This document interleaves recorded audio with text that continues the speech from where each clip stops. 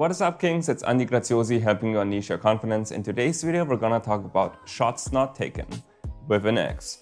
So if you're doing no contact and you're basically just waiting for it to come back, or maybe if you're hopefully doing it right, you're not just waiting, you're actually working on yourself.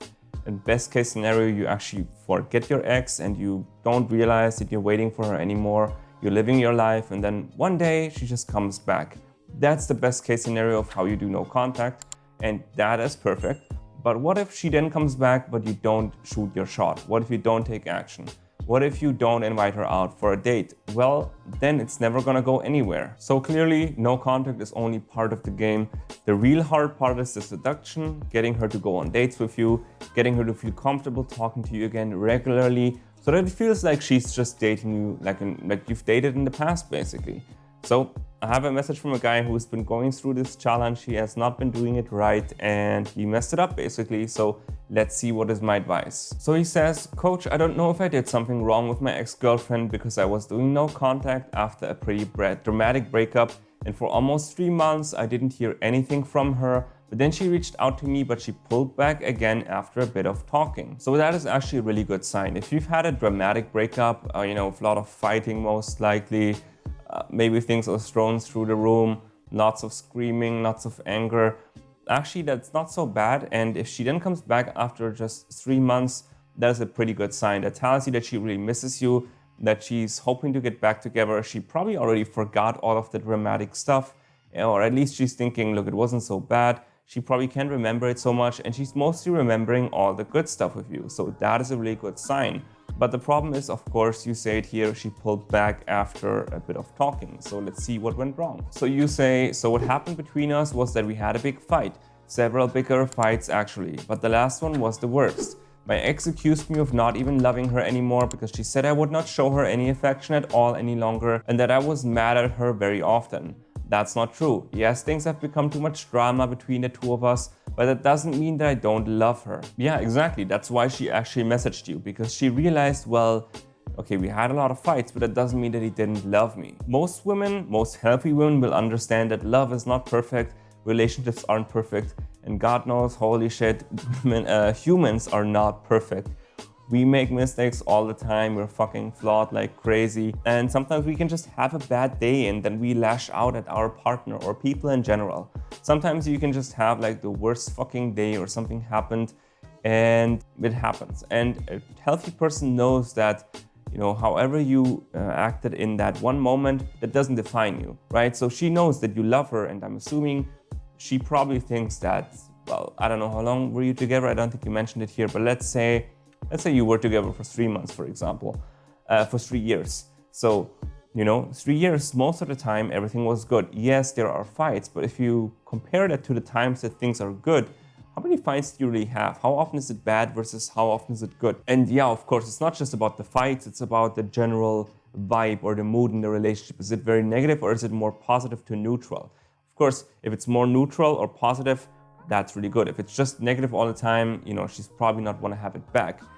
But most of the time, I assume for most relationships, it's not that bad.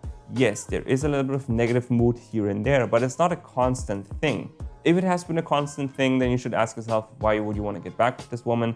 You're probably not compatible, or you just don't know yet how to have healthy relationships. So, better to learn it with another woman. Just learn, educate yourself. And I think you're going to mention this actually, that you've been educating yourself. So that's pretty good. So anyway, let's continue and let's see what you have to say. So you say, so anyway, that night she cried aloud and said that she wanted to break up. It was a very painful breakup. I cried as well because I could tell that she was really serious about breaking up. I begged her not to go and that we could work it out, but she didn't want to. To be clear, aside from that, I did not beg and plead at all. For sure, I was messaging her more than once to ask if we could talk in the first 2 weeks, but that was about it. Maybe it was a bit weak, but I did not go over the top. At least that's what I think. After 2 weeks, and I think messaging her 3 times, I decided that I had to focus on myself because I was struggling so much with the breakup, and I also watched several no contact videos. So I decided to go no contact. So then I just focused on myself. I went to CrossFit and also picked up some books about relationships.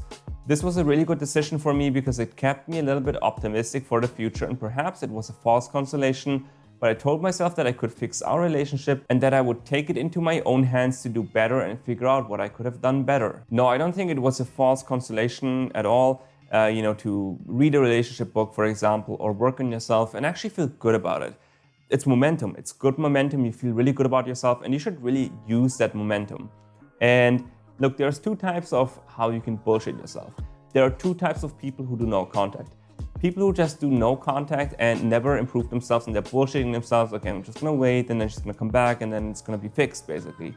That is full of shit.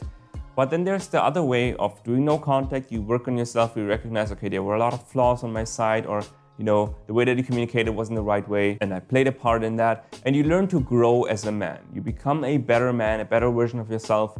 And as you're growing, as you're learning, as you're picking up books, as you're reading, as you're watching videos, you're actually taking steps forward. You feel so good about yourself. And yes, maybe you're too optimistic, perhaps, but ultimately you're growing, you're moving forward, you're improving yourself.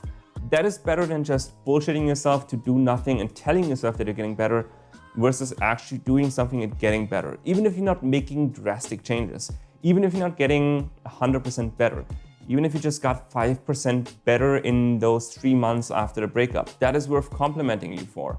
That is really good, man. You've become 5% better as a man, as a person.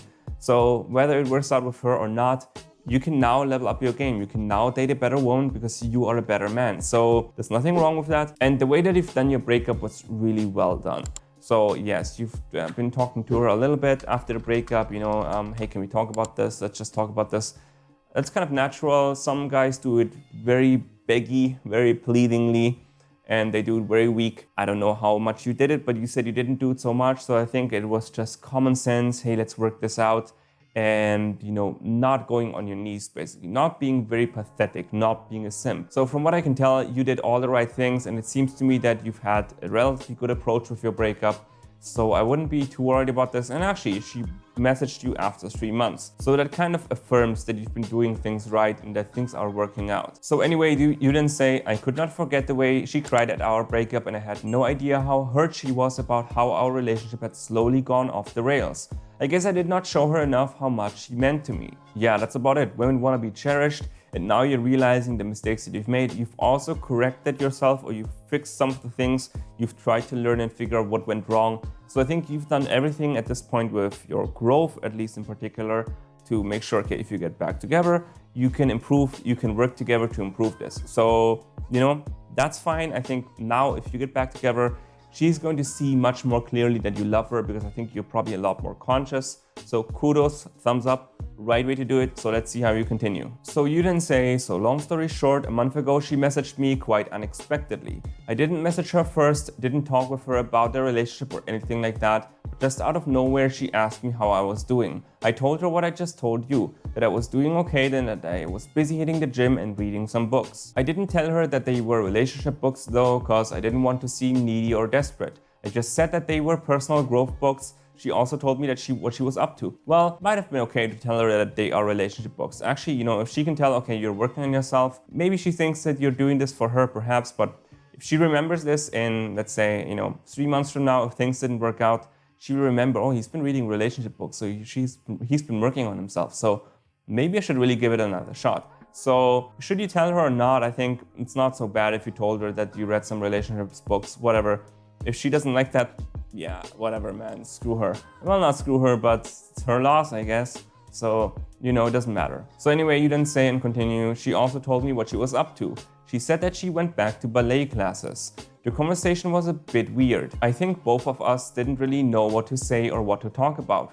So we did not talk for that long. So you kind of missed an opportunity here. So I guess she's been doing ballet in the past, and maybe she was a ballerina, professional ballerina, or whatever, maybe just for hobby. I guess a lot of women also do it for hobby, and she stopped doing it. So now she's back to it. So you could have said, wow, that's awesome. And, I would love to see you doing ballet again, and see if she might actually want to hang out. So, there would have been a good opportunity just to test the waters. And, if she wants to see you, she's going to say yes. Maybe she's not going to say yes to ballet, perhaps, but maybe she's gonna be okay with something else. But I would have tried it honestly, because if she's passionate about it and this is something that you love about her, you used to love about her, she wants to be appreciated, you appreciate her, she might actually really like it, and it might be fun for her. And if she would have said no, then yeah, whatever, you just try it again the next time when she messages again. So you then wrap it up by saying, she then started viewing my IG stories again and replied to one of my funny stories, which was a repost of a hilarious cat. That got us talking, and this conversation actually was kind of normal and fun. So I thought things were going in the right direction, but it's now been a while and she hasn't reached out to me again. So maybe I should stop doing no contact and reach out to her again. I don't know if I did something wrong. I couldn't think of anything in particular because we were just talking normal, no relationship talk, nothing serious, etc. But now it seems that she has gone cold again and haven't heard from her in 2.5 weeks. What do I do now? Well, the problem is that maybe she's dating someone else right now, and again, you didn't take a shot. So if she messaged you again and you had a good time, everything was fun, it seemed kind of natural, that would have been the time to just ask her out. And if it really felt natural to her as well, just like it felt natural to you, most likely she would have said yes. Maybe she wouldn't have said yes with the ballet thing, but I think with the second time she definitely would have said yes. But now you didn't ask her out again, so now maybe she's dating someone else, maybe she's busy with life. Should you message her now and see? You could try it. I suppose you could try it, but you have to be prepared for the fact that maybe she says no. And I think the most likely scenario is really because she might be dating someone else. So if that would have just been like, a week ago or maybe 5 days ago, something like that, I would have said, yeah, why not try it, You just talked recently, so send her a message and tell her something that you're going to something, and you wanna, invite her out and you wanna invite her to go with you to this place. Then yeah, it might be fine. I think now it might be a little bit too late, so I would just wait. Things have improved for sure. And look, you've gone from completely big fight, something was really wrong, to now it's fun again. At first it was kind of awkward, now it's fun.